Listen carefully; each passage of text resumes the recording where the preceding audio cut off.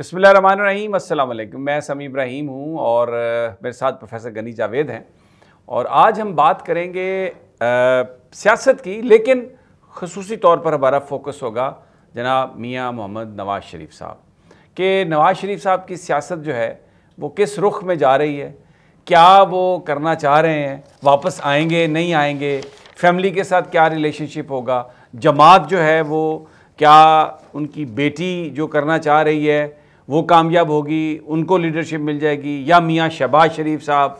बहुत सारी चीज़ें जो हैं वो घूम रही हैं और ये इसलिए हम कर रहे हैं कि नून लीगी ये तासुर दे रहे हैं और निगरान भी ये तासुर दे रहे हैं कि आने वाला जो वज़ीर आज़म है वो मियाँ नवाज़ शरीफ है। प्रोफेसर साहब बहुत बहुत शुक्रिया सर। सबसे पहले तो ये बताइए कि मियाँ मोहम्मद नवाज़ शरीफ उनकी जो आमद का सिलसिला है 21 अक्टूबर डेट दी गई है, क्या वो उस तारीख को आ सकेंगे या कुछ चैलेंजेस पैदा होने का इम्कान है या तारीख तब्दील भी हो सकती है? सितारे क्या बताते हैं? जी, सितारे यूँ बताते हैं कि ये जो दिन जा रहे हैं 2-3 दिन 8, 9, 10 अक्टूबर, इन्हीं दिनों में कोई ऐसी सूरत हाल पैदा होने वाली है, कोई ऐसी सूरत हाल सामने आएगी कि मियाँ साहब ये सोचेंगे कि ये तो मामला रुकावट वाला बन गए। अच्छा, तो मैं ये इसको यूँ कहूँगा कि रुकावट का पूरा इम्कान नज़र आता है। इम्कान नज़र आता है। इन्हीं 2-3 दिनों, आज और कल ही में ये या कल एहसास हो चुका होगा, तो यूँ महसूस होगा उनको कि मेरे लिए ये जाने के लिए बीच में ये रुकावट पैदा हो गई है। अच्छा, दूसरा ये भी एक अच्छा, अगला मेरा सवाल ये है कि जो सियासत है पाकिस्तान की, उसमें नून लीग ये प्रोजेक्ट कर रही है कि मियाँ नवाज़ शरीफ चौथी दफ़ा वज़ीर आज़म बन जाएंगे। आप प्लैनेट्स को स्टडी करते हैं, मुझे ये बताइए कि क्या इक़्तिदार का प्लैनेट, जो ताकत का प्लैनेट है, वो उनका कैसा है? वो कोई हाँ जी, इस सिलसिले में सर उनकी हारोस्कोप मेरे सामने है और ये हारोस्कोप जो है उस तारीख के मुताबिक है जो आप 25 दिसंबर 1949 के मुताबिक। उनके 7वें खाने में मरीख मौजूद है उनकी हारोस्कोप में, उनके जायचे में। तो जिस सियासी आदमी के जायचे के 7वें खाने में मरीख हो, वो उसका हमेशा फौज से तनाव बनाओ, झगड़ा बना रहता है। यानी कन्फ्रंट्रेशन जो है अगर 7वें खाने में मरीख हो तो वो रहेगी। हाँ, ये हमेशा रहेगी। उनका फौज के साथ राब्ता या बनाव हो ही नहीं सकता। ठीक है। अगर वक्ती तौर पर बनाव बनेगा, बाद में फिर कोई ना कोई इख्तलाफ सामने आ जाएंगे। तो ये तो एक जरा फिर एक मनफी नुक्ता है उनके साथ। और मैं आपसे ये भी अर्ज करूंगा, आप भी बल्कि इसका आपको एहसास होगा कि यही हो रहा है। वो जब से इक़्तिदार में आए हैं, मिलिट्री उनके आगे आड़े आती है, उनके साथ उनके झगड़े हो जाते हैं, या वो आड़े आते हैं या मिलिट्री आड़ी आती है, लेकिन उनका उनके साथ झगड़ा हो जाता है। ये बात सही है और ये वाज़ेह मौजूद है। मरीख उनका 7वें खाने में है। ठीक है। तो अवाम की तरफ से भी बीच में जिसकी मुखालफ, वो बहुत ज़ोरदार मुखालफत है उनके साथ। ठीक है।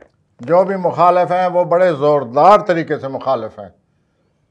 और इधर फ़ौज का जो मसला है वो मैंने आपके सामने रख दिया है। वो जब भी इक़्तिदार में आएंगे, फ़ौज के साथ उनका इख्तिलाफ पैदा होगा। ठीक हो गया। अच्छा, एक बात तो ये वादे लिखी पड़ी है उनकी। ठीक। दूसरा, ये जो पिछले 5-6 हफ्ते थे, सूरज जो था उनकी ऐसी जगह मौजूद था जिसको सियासी तौर पर कामयाबी का खाना कहते हैं। अच्छा। उसको एस्ट्रोलॉजर वक्तुल समा कहते हैं कि वहाँ फलां प्लैनेट मौजूद है और वो कामयाबी के खाने में है। उनका मरीख 10वें खाने में था कल तक। अच्छा, 10-11 अक्टूबर तक था। इन दिनों में उनको बहुत अच्छी खबरें मिली होंगी अपने इक़्तिदार के हवाले से। अपनी जो भी सूरत हाल उन्होंने सुनी होगी, उससे उनको एहसास होता होगा कि मेरे मामलात जो हैं वो मेरी ख्वाहिश के मुताबिक चल रहे हैं। लेकिन वो तो कल प्लैनेट उनको छोड़ रहा है।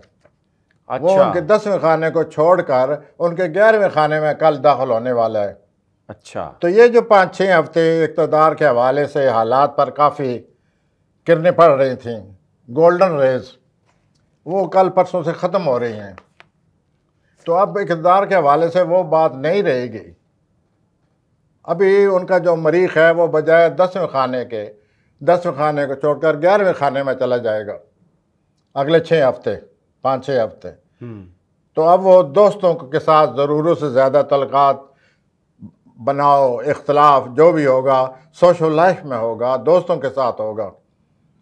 तो यूँ आज से ये सूरत हाल इक़्तिदार के हवाले से, मियाँ साहब के जो प्लैनेट्स हैं उनके हवाले से आज से सितारे बदल रहे हैं।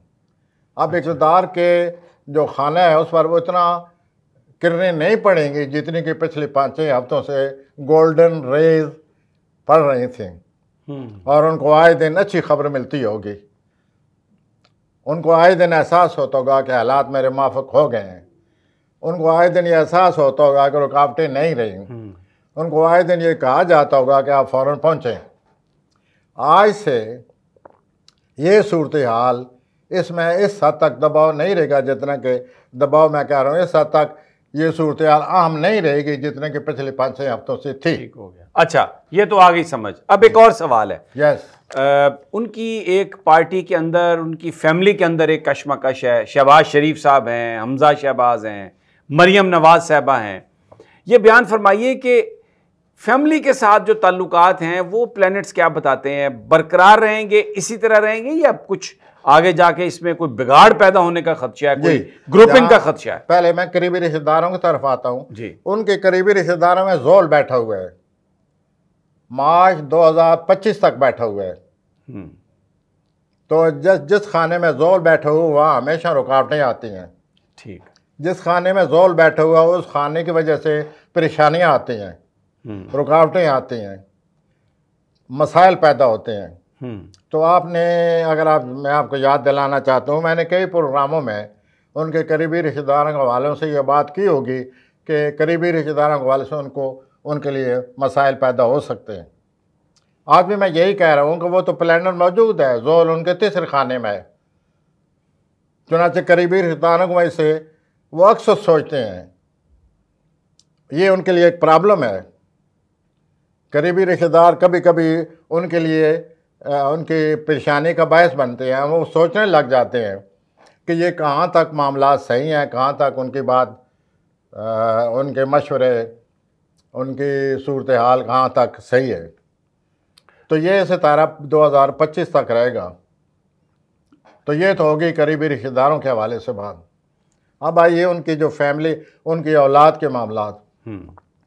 अभी वो औलाद के लिहाज से आपको अभी नवंबर में पता चल जाएगा। मरियम साहबा को बहुत बड़ी कशमकश आ रही है, और ये कशमकश मुमकिन है नवंबर के पहले हफ्ते में आए। मरियम साहबा 23 अक्टूबर से लेकर 22 दिसंबर तक ज़रूर ज़्यादा, वो पहले ही हर वक्त जोश में है। अब मैं उस जोश के साथ खरोश शामिल करना चाहता हूँ। अच्छा। वो ज़रूर ज़्यादा जोश और खरोश में आ जाएंगी, लेकिन मुखालफत मौजूद है। मरियम साहबा को बड़ा सोच समझ कर अब चलना होगा। 23 अक्टूबर से लेकर 22 दिसंबर तक। ठीक। और उनका जो अपना सितारा है, उनको वो मुझे बताया गया है कि वो 27 अक्टूबर को पैदा हुई थी। तो इस लिहाज से 4 नवंबर उनके लिए बड़ी टेंशन वाला मसला बन रहा है। ठीक। क्योंकि सूरज का और यूरेनस का मुकाबला होगा, तो इस लिहाज से बड़ी टेंशन आ रही है उनको। ये अभी आपको नवंबर में पता चल जाएगा। तो मियाँ साहब के लिए प्लैनेट की एनक से अगर देखा जाए तो इतने आसान हालात नहीं है जितने के समझा जा रहा है। आप लोग साफ़ी लोग बना देते हैं। अच्छा, अब एक आखिरी सवाल, उनकी सेहत, वो सेहत का प्लैनेट क्या बताता है? सर उनकी सेहत ठीक नहीं है। उनकी सेहत का जो प्लैनेट है, जो उसे कहते हैं सही सेहत, वो 24 मई 2024 से शुरू होगा। 24 मई 2024 से सेहत ठीक होगी। सेहत का ऐसा सितारा आ रहा है जिससे सेहत हमेशा पनपती है, नशोनुमा होती है, दोबारा जवान हो जाती है। तो वो सितारा आएगा 24 मई को और 1 साल रहेगा। ठीक। वो फिर अगले साल 24 या यूं समझ लीजिए जून तक 1 साल रहेगा, 2025 जून तक। इस अरसे में उनकी सेहत जो है बेहतर होगी, सेहत के मामलात हल होंगे और वो मज़ीद पनपेंगे। ठीक हो गया। और वो सितारा 24 मई 2024 को आएगा और 1 साल रहेगा। इससे पहले उनकी सेहत जो है कभी ख़राब हो सकती है, कभी सही हो सकती है। प्रोफेसर साहब बहुत बहुत शुक्रिया आपका। हमने जो कोशिश की है कि नवाज शरीफ साहब की पॉलिटिक्स और फ्यूचर के हवाले से जो प्लैनेट बता रहे हैं वो आपके सामने रखें। और इधर एक और ये उनके जायचे में बात आ रही है, वो भी जी प्लीज। वो यूं है कि कोई पावरफुल बैरूनी ताकत है, very powerful support from some foreign countries also seems to be in the horoscope, मिल रही है मियाँ साहब को, बावजूद इसके कि ये मुश्किलात भी हैं, वो सितारे कुछ आ रहे हैं छोड़ रहे हैं, लेकिन एक प्लैनेट ऐसा है जो ये बता रहा है कि बाहर से बड़ी पावरफुल मदद मियाँ साहब को मिल रही है। और मुश्तरी पैदाइश के वक्त उनके अपने खाने में था। यही वो सितारा है जो उनके अपने खाने में था, जिसका नाम मुश्तरी है, जिसे हम खुशकिस्मती का सितारा कहते हैं, जिसकी वजह से अक्सर वो मुश्किलात का मुकाबला करते हैं। तो मुश्तरी उनकी हमेशा मदद कर रहा है। पैदा होने के वक्त मुश्तरी उनके अपने खाने में था। ठीक। तो वो इस ज़िंदगी में खुशकिस्मती लेकर आए हुए हैं। लेकिन बाकी जो प्लैनेट हैं जब वो आगे पीछे होते हैं तो फिर वो उसके असर सूरत हाल जो है वो शिकार हो जाती है वाक़यात का, हालात का। बहुत बहुत शुक्रिया प्रोफेसर साहब। नाजरीन, थैंक यू। इंशाल्लाह किसी और सियासतदान, अहम सियासतदान के जायचे के साथ फिर जल्दी हाजिर होंगे। अब तक के लिए इतना ही, इजाज़त दीजिए। अल्लाह निगहबान।